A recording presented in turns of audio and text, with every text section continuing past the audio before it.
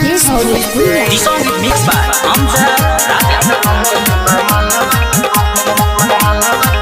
खाली यागावा सब भांगो के गोली रे चलो होली खेले ओहिर टोली रे खाली यागावा सब भांगो के गोली रे चलो होली खेले ओहिर टोली रे असु चोली फगुनवा में गोली रे असु चोली फगुनवा में गोली रे कौन रंग लेबा मालावा के चोली रे कौन रंग लेबा मालावा के चोली रे कौन रंग लेबा मालावा के चोली रे presented by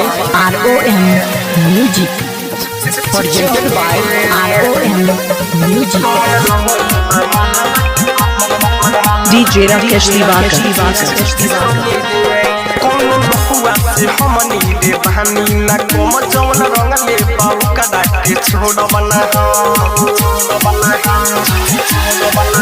कौन बकुआ से हमनी रे बहानी ना कोम जवन रंग ले पाऊ कदा के छोड़ बना हम डाते टेंशन से हम नहीं सोली रे डाते टेंशन से हम नहीं सोली रे कौन फोड़ले बा मालावा के चोली रे कौन रंग ले बा मालावा के चोली रे कौन रंग ले बा मालावा के चोली रे चोली रे कौन रंग ले बा मालावा के चोली रे हे डाइटर थोड़ा मिंदर घासु बहुता बेसक संग में सुजतावा पीके रहे भन